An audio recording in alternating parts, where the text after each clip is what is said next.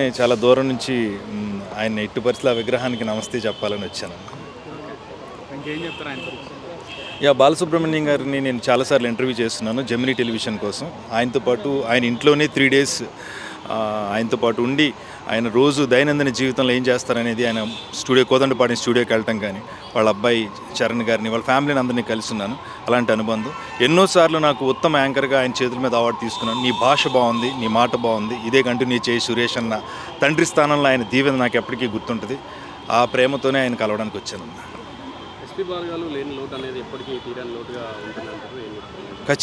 ఖచ్చితంగా బాలసుబ్రహ్మణ్యం గారు లాంటి గాత్రం, ఆ గాత్ర శుద్ధి, ఆ గాంధర్వ గానం మన మధ్యనే ఉంటుంది. అందుకే నేను చెప్తున్నా, వినగలం, ఆయన చూడలేం, అంతే, వింటూనే ఉంటాం. విగ్రహం స్థాపించడం వల్ల ఆ లోటు కొంత తీరుతుంది అనుకోవచ్చా ఇప్పుడు?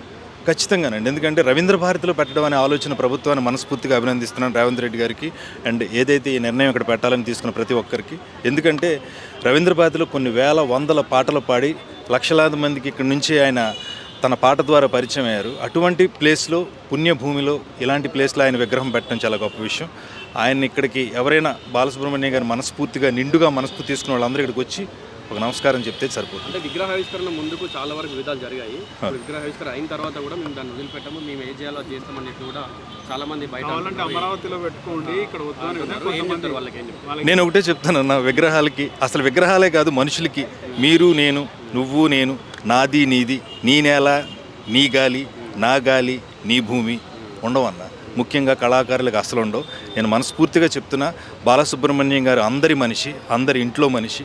ఆ విగ్రహం విషయంలో లానటం అనేది చిన్న బాధ కలిగింది. మెయిన్ రీజన్ ఏం చెప్తున్నా అంటే, ఆనాడు జై జై హే తెలంగాణ సాంగ్ బాడలేదు కదా, దానికోసం మేము అందరం కూడా అడ్డుకుంటున్నామని చెప్తాం. ఒకటండి, ఒక చోట ఇక్కడ పాడలేదు, ఎక్కడ పాడలేదు. ఆయన మనసు అంటూ ఉంటుంది, ఆయన నిర్ణయం ఉంటుంది, స్వనిర్ణయం తీసుకుంటారు కదా.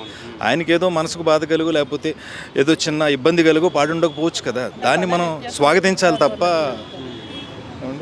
వ్యత్యాసం చూపించారు తెలంగాణలో ఆంధ్ర భావన అలా ఎప్పుడూ లేదండి. నాకు తెలిసి నేను యాజ్ అన్ యాంకర్గా బాలసుబ్రహ్మణ్యం గారిని చాలాసార్లు ఇంటర్వ్యూ చేస్తున్నాను.